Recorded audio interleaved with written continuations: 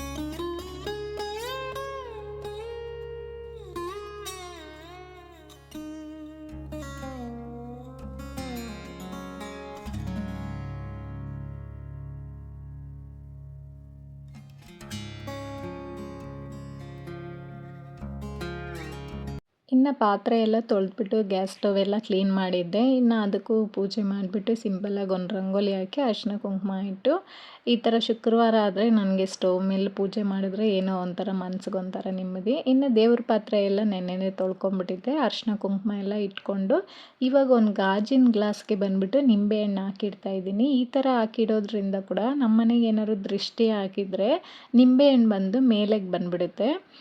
ನಿಂಬೆಹಣ್ಣು ಏನಾದ್ರು ಒಳಗಡೆನೇ ಇದ್ದರೆ ದೃಷ್ಟಿ ಆಗಿಲ್ಲ ಅಂತೇಳ್ಬಿಟ್ಟು ಅಟ್ಲೀಸ್ಟ್ ಈ ಥರ ತಿಂಗಳಿಗೊಂದ್ಸರಿ ಆದರೂ ಮಾಡ್ಕೊಳ್ಳಿ. ಮನೆಗೆ ಏನಾದ್ರು ದೃಷ್ಟಿ ಆಗಿದ್ದರೆ, ನಮ್ಮ ಮೇಲೆ ಏನಾದ್ರು ನೆಗೆಟಿವ್ ಎನರ್ಜಿ ಇದ್ದರೆ ಬೇಗನೆ ರಿಮೂವ್ ಆಗಿಬಿಡುತ್ತೆ.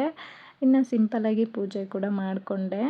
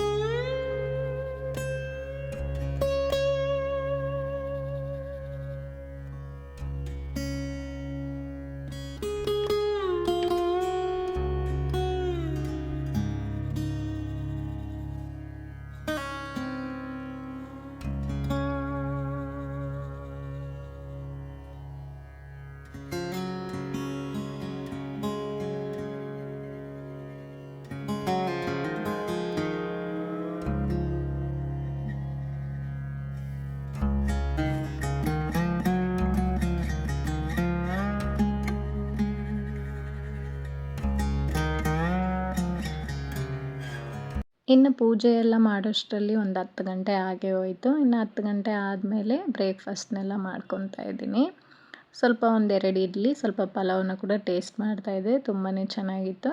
ಇನ್ನು ಬ್ರೇಕ್ಫಾಸ್ಟ್ ಎಲ್ಲ ಮುಗಿಸ್ಕೊಂಡು ಕಬೋರ್ಡು ತುಂಬಾ ಮೆಸ್ಸಿ ಆಗಿಬಿಟ್ಟಿತ್ತು.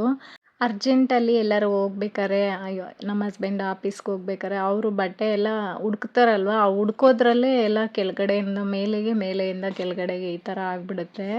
ಇನ್ನು ಯಾವ್ದ್ಯಾವ್ದು ಬೇಕೋ ಯಾವ್ದ್ಯಾವ್ದು ಬೇಡ ಅದನ್ನೆಲ್ಲ ಎತ್ತು ಸೈಡ್ಗೆ ಇಡ್ತಾ ಇದ್ದೀನಿ. ಟೈಟ್ ಆಗಿಬಿಟ್ಟಿರುತ್ತಲ್ವ, ಈ ಥರ ಬಟ್ಟೆಗಳೆಲ್ಲ ನಾನೇನು ಮಾಡ್ತೀನಿ ಅಂದರೆ, ಅನಾಥಾಶ್ರಮಗಳು ಅವರು ಬರ್ತಾರೆ ಕಾರ್ ಎತ್ಕೊಂಡು, ಆ ಮಕ್ಕಳಿಗೆ ಇಲ್ಲಿ ದೊಡ್ಡವರು ಆಗಿರಲಿ, ವಯಸ್ಸಾದವರೇ ಆಗಿರಲಿ, ಅವರು ಇರ್ತಾರಂತೆ, ಅವ್ರಿಗೆ ಕೊಟ್ಬಿಡ್ತೀನಿ ನಾನು. ಅವರು ಒಂದು ತಿಂಗ್ಳಿಗೆ 1-2 ಸರಿ ಆದರೂ ನಮ್ಮ ಸೈಡ್ ಬರ್ತಾ ಇರ್ತಾರೆ. ಇನ್ನು ಅವ್ರಿಗೆ ಕೊಟ್ಬಿಡ್ತೀನಿ. ವೇಸ್ಟ್ ಮಾಡೋ ಬದಲು ಅಂಥವ್ರಿಗೆ ಕೊಟ್ಟರೆ ಯೂಸ್ ಆಗ್ಬಿಡುತ್ತಲ್ಲ ಅಂತೇಳ್ಬಿಟ್ಟು ನಾನು ಅಂಥವ್ರಿಗೆ ಕೊಟ್ಬಿಡ್ತೀನಿ.